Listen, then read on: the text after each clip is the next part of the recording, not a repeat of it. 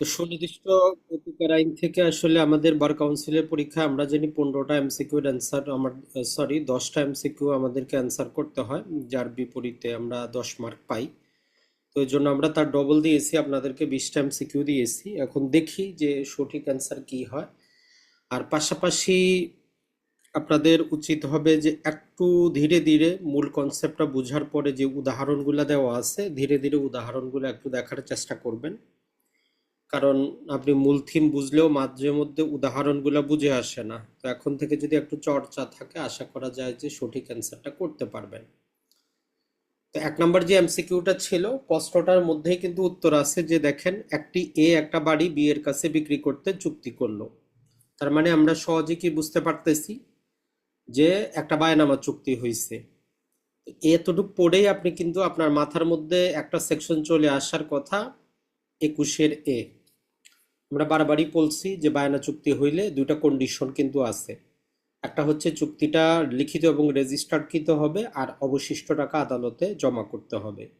তো প্রশ্ন কি চাইছে এখন আমরা জানি না, কিন্তু আপনার প্রশ্নের এতটুকু পড়ে এইটুকু মনে আসা উচিত। যদি আসে তাহলে আপনার প্রস্তুতিটা ভালো। পরে বাড়ির মূল্য হঠাৎ করে বেড়ে গেল, এই চুক্তি ভঙ্গ করে।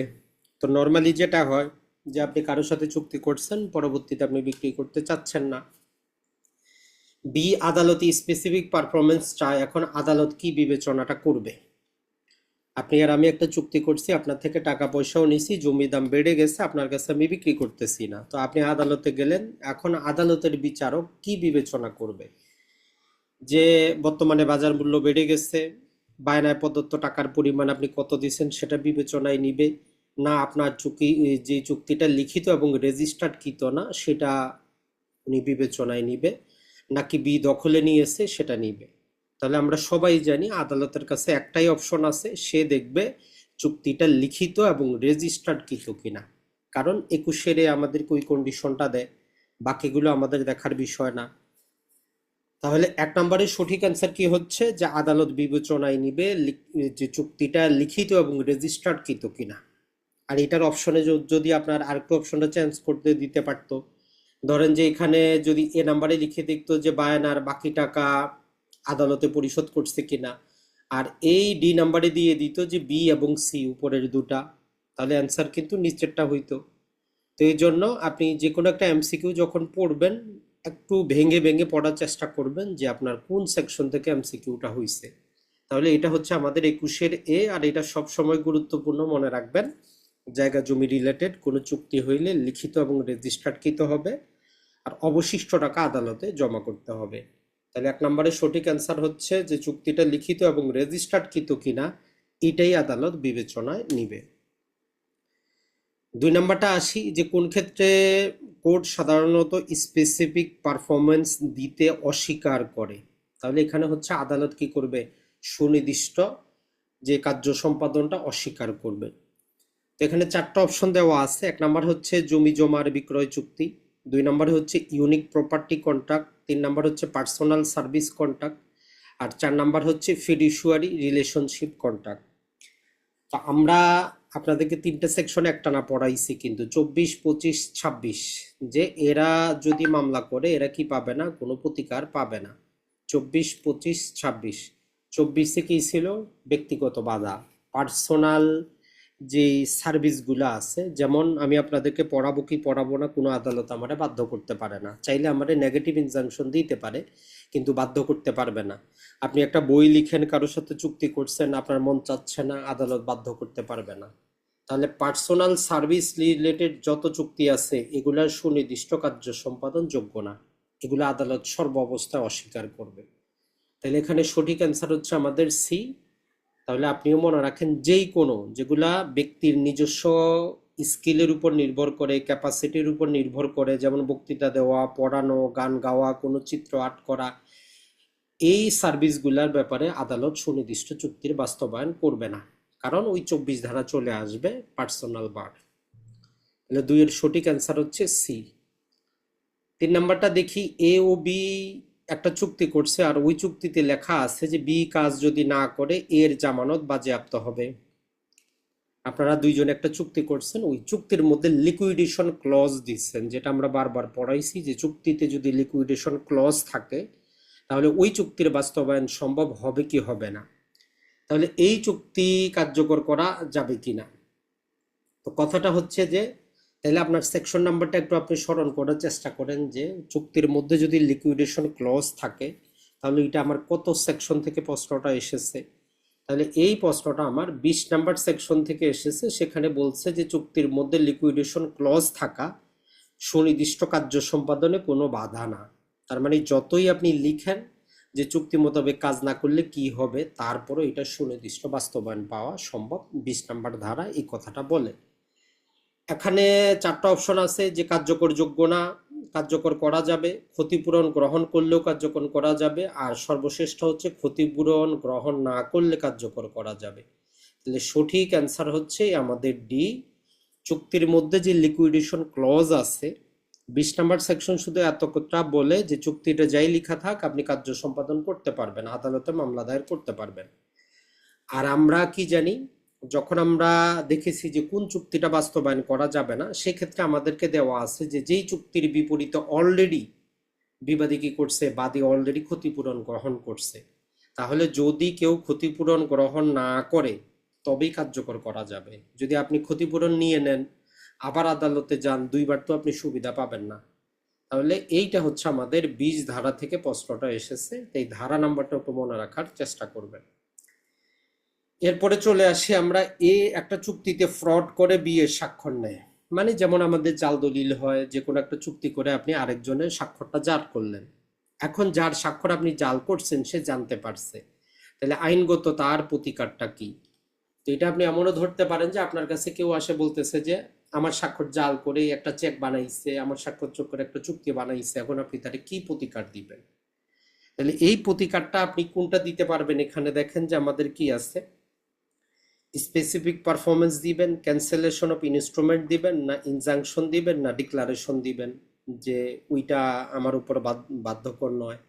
তো সঠিক অ্যান্সার হবে আমরা কি করব, ক্যান্সেলেশন অফ ইনস্ট্রুমেন্ট করব। কারণ যে কোনো দলিল, যে কোনো চুক্তি, যে কোনো চেক, যে কোনো নেগোসিয়েবল ইনস্ট্রুমেন্টটা হচ্ছে কি আমাদের একটা ইনস্ট্রুমেন্ট। তো যেহেতু একটা জাল দলিল হয়েছে তো আপনি ওই দলিলটা বাতিলের মামলা করবেন, যেহেতু স্বাক্ষরটা জাল হয়েছে তাইলে ওই ইনস্ট্রুমেন্টটা ক্যান্সেলেশনের জন্য মামলা করবেন। তাহলে এইটা হচ্ছে আমাদের 39 থেকে আমাদের প্রশ্নটা হয়েছে, যেটা হচ্ছে আমাদের দলিল বাতিলের ধারা। তাহলে ক্যান্সেলেশন অফ ইনস্ট্রুমেন্টের প্রতিকারটা পাবে উনি। এরপরে দেখি 42 নম্বর ধারা থেকে ডিক্লারেটরি ডিক্রি বলতে আমরা কি বুঝি। 42 ধারার মামলা, এখানে আপনাকে একটু ব্যাখ্যামূলক প্রশ্ন দিয়েছে যে ডিক্লারেটরি ডিক্রি দেওয়া যাবে না, তার মানে আদালত 42 ধারায় অগ্রসর হবে না যদি, এক নম্বর হচ্ছে যদি প্লেন্টিভ লিগ্যাল ক্যারেক্টার দাবি করে, আমরা কি জানি লিগ্যাল ক্যারেক্টার দাবি করলে প্রতিকার দিবে। যদি ডিফেন্ডেন্ট ক্লেম ডিনাই করে, এটাও আমাদের অ্যান্সার হবে না। তাহলে ফার্দার কনসেনসুয়াল রিলিফ দিতে হবে যদি আদালত মনে করে আর বাদী সেটা দাবি করে নাই। আমরা কি পড়ছি যে যদি সাবসিকুয়েন্ট কোনো প্রতিকারের প্রয়োজন পড়ে আর যদি বাদী সেটা যদি না চায় তাহলে 42 ধারায় মামলা খারিজ হয়। কারণ 42 ধারায় শুধু ঘোষণা দিবে, কিন্তু আদালত যখন দেখবে যে আপনি একটা দখল উদ্ধার মামলা না করে আপনি করছেন যে সম্পত্তি, ধরেন যে এ আর বি এর মধ্যে দ্বন্দ্ব, এখন বি ব্যক্তি আদালতে মামলা করছে শুধু 42 ধারায় যে এর দখলে জমিটা আমার, আদালত ঘোষণা করুক। তো বিবাদী এসে যখন বলবে যে স্যার জমিটা তো তার দখলে নাই, জমিটা বিবাদীর দখলে, তো আদালত দেখবে যে এখানে আমার প্রতিকার দিয়ে তো লাভ নাই, এখানে একটা সাবসিকুয়েন্ট তার আরো রিলিফ দরকার। তো তখন আদালত 42 ধারা মামলাটা খারিজ করবে যে এ ধারায় আমি অগ্রসর হইতে পারবো না।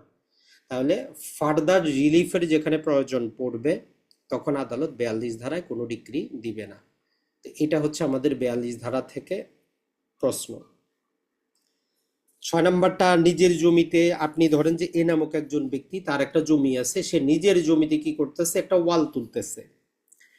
এখন এই ওয়ালের কারণে দেখা গেল পিছনে বিয়ের বাড়ি আছে, তার বাড়িতে আলো বাতাস বন্ধ হবে, যেটা আমরা জানি সুখাধিকারের ক্ষেত্রে আমরা দেখেছি। তাহলে এই যে বি ব্যক্তি উনি কি প্রতিকার চাইতে পারেন, বা আপনার কাছেও বাস্তব এমন আসতে পারে যে পাশের বাড়িওয়ালা কি করতেছে, ওয়াল তুলতেছে, যার কারণে আমার চলাচলের রাস্তা, আলো বাতাস সব বন্ধ হয়ে যাবে। তাহলে এই যে স্পেসিফিক রিলিফটা একটা এতগুলা প্রতিকার আছে, আপনি কোনটা চাবেন তার কাছে? Specific performance, mandatory injunction, prohibitory injunction, আর একটা হচ্ছে যে আমাদের ড্যামেজ অনলি। আপনি কি ক্ষতিপূরণ চাবেন, না প্রহিবিশন চাবেন, না ম্যান্ডেটরি ইনজাংশন চাবেন? এখন মূলত এখানে যেটা হচ্ছে যে আমরা এইখানে আপনার কাছে মনে হইতে পারে যে বিও অ্যান্সার, সিও সঠিক অ্যান্সার, দুটার মধ্যে কনফিউশন, বাকি দুইটা তো আমরা বাদ দিতে পারি যে না আমার ক্ষতিপূরণের দরকার নাই, সুনির্দিষ্ট কার্য সম্পাদনের দরকার নাই, আমি দুইটা যে কোনো একটা চাইতে পারবো। একটা হচ্ছে কি ম্যান্ডেটরি ইনজাংশন, আর একটা হচ্ছে প্রহিবিটরি ইনজাংশন। নর্মালি প্রহিবিটরি ইনজাংশনের কিন্তু মামলা করা যায় না। তো এইরকম কিছু প্রতিবারই বার কাউন্সিলের প্রশ্নে দেখবেন যে কিছু ঝাপসা বা কোনটা সঠিক অ্যান্সার হবে এরকম প্রশ্ন কিন্তু থাকে, যেগুলোর উত্তর কিন্তু আমরা নিজেরাও পাই না। তাহলে এইখানে যদি আপনি আইনগতভাবে যদি সঠিক যদি প্রতিকারটা আমরা বলি, সেক্ষেত্রে যে আসলে যেটা হয়, প্রহিবিটরি ইনজাংশন বলে নর্মালি কোনো ইনজাংশন কিন্তু নাই। পারপেচুয়াল ইনজাংশন আছে, আমরা জানি পার্মানেন্ট ইনজাংশন আছে। প্রহিবিটরি, এই যে ম্যান্ডেটরি ইনজাংশনটার আরেকটা নাম হচ্ছে প্রহিবিটরি ইনজাংশন, বলতে পারি আমরা এটা হচ্ছে একটা ডাকনাম। তাহলে এখানে সঠিক অ্যান্সার হবে আমাদের 55 থেকে প্রশ্নটা এসেছে, সেটা হচ্ছে যে বি, ম্যান্ডেটরি ইনজাংশন। তাহলে কি করব আমরা, এই যে 55 হবে আমাদের সঠিক অ্যান্সার। যদিও এই দুটার মধ্যে আপনার কনফিউশন বাঁধবে, আপনি মনে করবেন যে আদালত তাকে প্রহিবিটরি ইনজাংশন দিবে, তো প্রহিবিটরি ইনজাংশনের সরাসরি কোনো সেকশন আপনি খুঁজে পাবেন না। 54-এ পারপেচুয়াল ইনজাংশন, 55-এ ম্যান্ডেটরি ইনজাংশন, আর ওইটারই আরেকটা ডাক নাম হচ্ছে আমাদের ম্যান্ডেটরি ইনজাংশন। তাহলে সঠিক অ্যান্সার হবে, যেহেতু ম্যান্ডেটরি ইনজাংশনই লেখা আছে, বিটা হবে আমাদের সঠিক অ্যান্সার। এরপরে 7 নাম্বারটা দেখি আমরা, সেটা হচ্ছে টেম্পারারি ইনজাংশন দেওয়া হয়, যদিও এখানে আমাদের সুনির্দিষ্ট প্রতিকার আইনে কি করে নাই, সুস্পষ্টভাবে টেম্পারারি ইনজাংশন রিলেটেড কোনো কথাবার্তা বলে নাই। তারপরে এটা ইনজাংশন রিলেটেড, হয়তো অনেকেই যারা সিপিসি পড়েছেন অ্যান্সার করতে পারছেন। 1 নাম্বার যেটা হচ্ছে যে এই যে temporary injunction should dispose of হওয়ার পরে, তো এটা আমাদের সঠিক অ্যান্সার হবে না, কারণ একটা মামলা ফাইনালি নিষ্পত্তি হওয়ার পরে কোনো টেম্পারারি ইনজাংশন হয় না, তার মানে এটা সঠিক অ্যান্সার হবে না। এরপরে যেটা হচ্ছে যে আপিল স্টেজে, এটাও আমাদের হচ্ছে না। সুড পেন্ডেন্সিতে, মানে একটা মামলা পেন্ডিং আছে, আদালতে চলতেছে, রাইট প্রিজার্ভ করতে, তাহলে চলমান মামলায় পক্ষের অধিকার ধরে রাখার জন্যই নর্মালি টেম্পারারি ইনজাংশন দেওয়া হয়, যাতে সম্পত্তিটা বা জমিটা বা বাড়িটা যেই অবস্থায় আছে ওই অবস্থায় থাকে, যাতে কোনো প্রকার ক্ষতি না করা হয়। তাহলে সি হচ্ছে আমাদের সঠিক অ্যান্সার, যে টেম্পারারি ইনজাংশন দেওয়া হয় মামলা যখন চলমান থাকে, যাতে ওই নালিশি সম্পত্তির কোনো পরিবর্ধন বা কোনো প্রকার ক্ষতি না করা হয়, রাইট প্রিজার্ভ করার জন্য। তাহলে সি হচ্ছে আমাদের সঠিক অ্যান্সার। 8 নাম্বার হচ্ছে এ এবং বি ভুলবশত চুক্তিতে একটা ফ্লট নাম্বার ভুল লিখেছে। আপনার কাছে একাধিক জমি আছে, ধরলাম যে আপনি 20 নাম্বার ফ্লটে জমি বিক্রি করবেন, আপনি দলিলে 30 নাম্বার ফ্লট লিখে রাখছেন। এখন এই বিষয়ে উভয়জনের মধ্যে ইন্টেনশনটা একদম ক্লিয়ার যে তারা 30 নাম্বারেরই জমি বিক্রি করতেছে, তার মানে আমরা বলতে পারি যে মিউচুয়াল মিস্টেক, যেটা আমরা 31 নাম্বার ধারায় পড়েছি। তাহলে কোন প্রতিকার প্রযোজ্য হবে? তাহলে 31 নাম্বার সেকশনে আমরা কি পড়ছি, দুইটা জিনিস থাকে, আপনার বিরুদ্ধে প্রতারণা ঘটবে অথবা উভয়জনের ভুল হবে। তাহলে আমরা এখানে করবোটা কি, আমরা রেকটিফিকেশন করব। বারবারই আমরা বলছি যে ইংরেজিটা একটু মনে রাখবেন। তাহলে 31 ধারায় হচ্ছে আমাদের রেকটিফিকেশন। তাহলে এটা প্রশ্নটা ছিল আমাদের 31 নাম্বার সেকশন থেকে, যে আপনি কি করতে পারবেন, ওই ইনস্ট্রুমেন্টটা সংশোধন করতে পারবেন। আর এখানে রেসিশনটা ছিল, তো সাথে আপনি রেসিশনটাও বুঝে নেন যে 35-এ ক্যান্সেলেশন আমাদের দলিল, ক্যান্সেলেশন 39-এ, ইনজাংশন আমাদের 54-এ। তার মানে এই 4টা অপশনই কিন্তু আপনার ইংরেজিটা মনে রাখতে হবে, যে কোনো সময় কোনো একটা দিতে পারে। 9 নাম্বারটা দেখি আমরা, স্পেসিফিক পারফরমেন্স পাওয়ার জন্য প্ল্যান্টিভ বা বাদী কোনটি প্রমাণ করা সবচেয়ে গুরুত্বপূর্ণ। তার মানে আপনি যখন একটা চুক্তির সুনির্দিষ্ট বাস্তবায়ন চাবেন, বাদী হিসাবে আপনার জন্য কি কাজটা বাধ্যতামূলক, যেটা না থাকলে আপনি মামলার কোনো আপনার লাভ হবে না। তো এখানে আমরা যদি দেখি, এখানে কিন্তু আমাদের দেখেন যে এখানে আমাদের জায়গা জমি কোনো কথাই বলে নাই, জাস্ট বলছে যে কি করে স্পেসিফিক পারফরমেন্স পাওয়ার জন্য। তাহলে এক নম্বর হচ্ছে এগ্রিমেন্ট রেজিস্টার্ড, তো এটা আমাদের কোনো কাজের জিনিস না, এখানে কন্ট্রাক্ট থাকলে হইতো। এগ্রিমেন্ট স্টাম্প, এটাও আমাদের কাজের জিনিস না। নোটিশ সার্ভ, অপরপক্ষকে নোটিশ দেওয়া, এটাও আমাদের কাজের না। তাহলে কাজের হচ্ছে কি, এই রেডিনেস এবং উইলিংনেস। মূল কথাটা কি পড়েছি আমরা, এটা যদি আমরা পড়তে যাই তাহলে ওই যে 22 নম্বর সেকশনটা আপনি পড়েছেন, সেখানে আমাদের কিন্তু কিছু ছিল যে কখন আদালত চুক্তি বাস্তবায়ন করবে, যখন ওই পক্ষ কি করবে, তার চুক্তি মোতাবেক সে কাজ করেছে অথবা করতে সে ইচ্ছুক। আপনি কারোর সাথে চুক্তি করছেন, অপরপক্ষ চাচ্ছে না, আপনি চাচ্ছেন কাজটা করার জন্য, আদালতে গেলে প্রথমে আপনার ইন্টেনশন দেখাইতে হবে যে আপনি চুক্তি মোতাবেক কাজ করেছেন অলরেডি, অথবা আপনি করতে ইচ্ছুক কিন্তু অপরপক্ষ চাচ্ছে না, তখন আদালত বাধ্য করবে। তাহলে সঠিক অ্যান্সারটা হবে আপনার রেডিনেস, যে আপনি প্রস্তুত আছেন, আপনার ইচ্ছা আছে চুক্তি মোতাবেক কাজ করার, অতএব আদালত যাতে অপরপক্ষকে বাধ্য করে। তাহলে এখানে প্রশ্নটা আমাদের সরাসরি 22 থেকে না আসলেও ওই 22 নম্বরের যে আমাদের আদালত কখন একটা চুক্তির বাস্তবায়ন করবে, 3 নম্বর যে আমাদের ইয়াটা ছিল ওইখান থেকে প্রশ্নটা হয়েছে। তাহলে যে কোনো চুক্তি কখন আপনি পাবেন, যখন আপনি চুক্তি মোতাবেক কাজ করবেন অথবা কাজ করার আপনার ইচ্ছা থাকবে, এইটা আদালতে আগে দেখাইতে হবে যে আমি চুক্তি মোতাবেক কাজ করতে ইচ্ছুক অথবা অলরেডি আমি কাজ করেছি অপরপক্ষকে, তখন আদালত বাধ্য করবে।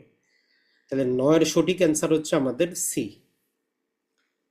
তো অনেকেই বলবেন যে ভাই আজকে প্রশ্নতে বেশিরভাগ মাঝে মধ্যে ইংরেজি আছে, কিছুই করার নাই, পরীক্ষার মধ্যে তারা ইংরেজি কিওয়ার্ডটা দেয়, তো ওই জন্য আগে থেকে যাতে আপনার একটা প্রস্তুতি থাকে যে ইংরেজি আসলেও যাতে আপনি একটু অ্যান্সার করতে পারেন। এখন এমন একটা কাজের চুক্তিবদ্ধ যা কন্টিনিউয়াস কোর্ট সুপারভিশনের প্রয়োজন 3 বছরের বেশি, মানে এমন একটা চুক্তির বাস্তবায়ন দরকার যেটা আদালতের নিগরানির মধ্যে থাকতে হবে 9 বছরের বেশি, 3 বছরের বেশি। তো আমরা যে আপনাদেরকে পড়াইছি যে কোন চুক্তিগুলো আদালত বাস্তবায়ন করবে না, 8 প্রকারের চুক্তি ছিল, এর মধ্যে একটা চুক্তি ছিল কিন্তু সময়, ওইটা আমরা বলছিলাম যে অন্য কিছু মনে রাখেন বা না রাখেন, এই শব্দ মনে রাখবেন যে 3 বছরের বেশি যদি দরকার পড়ে ওই চুক্তি আদালত বাস্তবায়ন করবে না। তাহলে 3 বছরের যেহেতু বেশি দরকার, তখন আদালত কি করবে, এই চুক্তিটা রিফিউজ করবে তার স্পেসিফিক পারফরমেন্সে। তাহলে এটা আমাদের 23 নম্বর সেকশন থেকে আপনি এই অ্যান্সারটা পাবেন, যেখানে দেওয়া আছে আমাদের যে কোন চুক্তিটা আসলে বাস্তবায়ন, 21 নম্বরের মধ্যে আপনি পাবেন যে 3 বছরের বেশি যদি কাজ করতে হয় ওই রকম চুক্তির স্পেসিফিক পারফরমেন্স পাওয়া যায় না। তাহলে এই 3 বছর শব্দটা গুরুত্বপূর্ণ, এটা একটু মনে রাখবেন। এরপরে চলে যাই আমরা 11 নম্বরটা, নেগেটিভ এগ্রিমেন্ট বিষয়ক ধারা কোনটা। তো এটা আমরা সবাই মনে থাকার কথা, 52 থেকে 57 গত ক্লাসে আমরা পড়াইছি, এক শব্দে অ্যান্সার 57 নম্বরটা। এরপরে 12তে হচ্ছে বিক্রেতার মালিকানায় ত্রুটি থাকার কারণে কতটি অবস্থায় চুক্তি প্রবল করা যায় না, মানে যিনি হচ্ছেন সম্পত্তির বিক্রেতা, বিক্রি করবেন, তো ওনার মালিকানায় যেহেতু ত্রুটি আছে তাহলে কতটি অবস্থায় ওই চুক্তিটা আর বাস্তবায়ন করা যাবে না। Just 1 second. তো এই সেকশনটা হচ্ছে আমাদের 25 নম্বর সেকশন, যেখানে আমরা জানি 3টি অবস্থায় আছে যখন কি করা যাবে না, যেখানে বিক্রেতারই মালিকানার মধ্যে ত্রুটি আছে আর উনি যদি প্রতিপক্ষের মামলা করে আদালত দিবে না। ওর মধ্যে একটাই ছিল কি, তার মালিকানা নাই অথবা সময় দেওয়ার পরেও মালিকানা ঠিক করতে পারে নাই, এইরকম। তাহলে 3 হচ্ছে আমাদের সঠিক অ্যান্সার। আর 18 নম্বরের ছিল ক্রেতার অধিকার, মানে ত্রুটিপূর্ণ মালিকানার ক্ষেত্রে ক্রেতা কতটা অবস্থায় যাইতে পারে, যেখানে আমাদের 4টা অবস্থা ছিল 18তে। এরপরে 13 নম্বরে রেসিশন অফ কন্ট্রাক্ট কত ধারায় আছে, এটা অলরেডি আপনাদের পারার কথা, ভুল করার কারোই কথা না, সেটা হচ্ছে যে 35, রেসিশন মানে হচ্ছে চুক্তি রদ। এরপরে 14 নম্বরে কোর্ট ইনজাংশন দেয় না, মানে আদালত ইনজাংশন গ্রহণ করবে না নিচের 4টার মধ্যে যে কোনো কোনটার ক্ষেত্রে। 1 নম্বর হচ্ছে যদি আমরা বলি ইরিপেয়ারেবল ইনজুরি, মানে যদি ইনজাংশন না দেয় অপূরণীয় ক্ষতি হবে, তো এই মর্মে আমরা কি জানি 54তে বলা আছে অপূরণীয় ক্ষতি হবে, তাইলে অবশ্যই ইনজাংশন দিবে, তাইলে এটা সঠিক অ্যান্সার হবে না। এরপরে ব্যালেন্স অফ কনভিনিয়েন্স প্লান্টিভের পক্ষে, আপনি যখন ইনজাংশন চাবেন মানে মামলার প্রাইমা ফেসি দেখে মনে হচ্ছে যে আপনার পক্ষে যাবে, তো এরকম ক্ষেত্রে আদালত টেম্পারারি ইনজাংশন দেয়, তার মানে এটাও সঠিক অ্যান্সার না। এরপরে আছে প্লেন্টিভ মিসকন্ডাক্ট, করে। তো আমরা যখন ওই যে 56-র মধ্যে আমরা পড়েছি 11টা ক্ষেত্রে আদালত কি করে না, ইনজাংশন মঞ্জুর করে না। ওইটা নিচের দিকে আমরা একটা পড়েছি, যখন কি বাদী অথবা তার এজেন্ট কি করে, আদালতের সাথে তারা সহযোগিতা করে না, মানে মিসকন্ডাক্ট করে, তখন আদালত কি করে, রিজেক্ট করে। তাহলে সঠিক অ্যান্সার হচ্ছে আমাদের সি, যে যিনি ইনজাংশন চাচ্ছেন উনি আদালতের সাথে, আদালত যখন যে তথ্য চাচ্ছে, দলিল চাচ্ছে, কিছু জানতে চাচ্ছে, সাক্ষী চাচ্ছে, দিচ্ছে না, তো আদালত কি করবে, ইনজাংশন গ্রহণ করবে না। 15 নম্বরে হচ্ছে যে এ ফোর্সড ডিড বি এর নামে রেজিস্ট্রেশন করেছে, মানে এ কি করছে, একটা জাল দলিল বি এর নামে রেজিস্ট্রেশন করেছে। এখন বি কোন প্রকারের রেমেডিটা চাবে? তো সহজ কথা হচ্ছে, ওই যে আগে একটা এমসিকিউ ছিল, একটা জাল দলিল হইছে, এখন যার নামে হইছে উনি আপনার কাছে আসছে যে আমার নামে একটা জাল দলিল হইছে, এখন আপনি কোন ধারার অধীনে যাবেন? তাহলে এই ক্ষেত্রে আমরা কি করব, যেহেতু জাল দলিল হইছে আমরা ক্যান্সেল করব, ক্যান্সেলেশন অফ ইনস্ট্রুমেন্টে যাব আমরা, ক্যান্সেলেশন অফ ইনস্ট্রুমেন্ট। এখানে একটু আপনার কিন্তু বুঝার আছে, এখানে অ্যান্সারটা 39-এ হচ্ছে, কিন্তু মাঝে মাঝে আপনার 31-এও হইতে পারে। কেমন?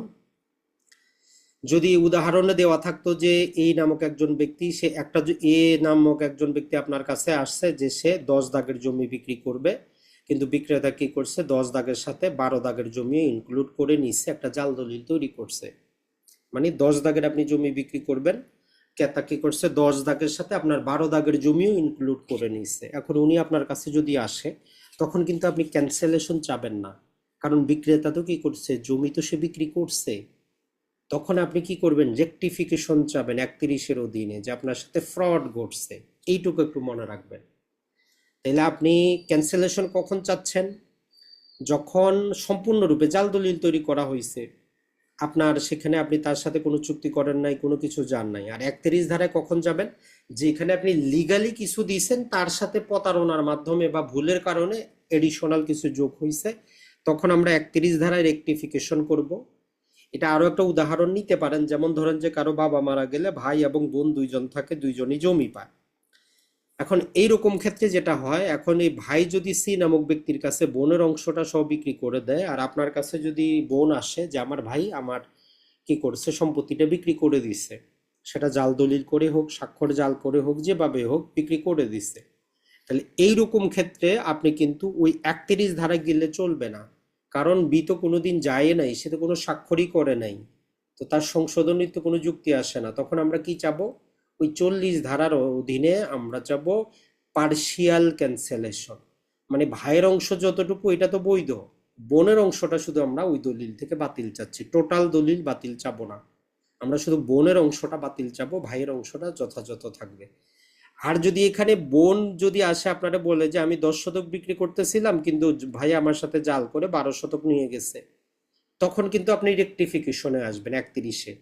তাহলে অবস্থাটা একটু মাথায় রাখবেন, যেখানে যিনি মক্কেল আপনার কাছে এসেছে উনি যদি ওইখানে কিছু বিক্রি করে, চুক্তি করে, সেইখানে যদি বেশি নেয় তখন রেকটিফিকেশন।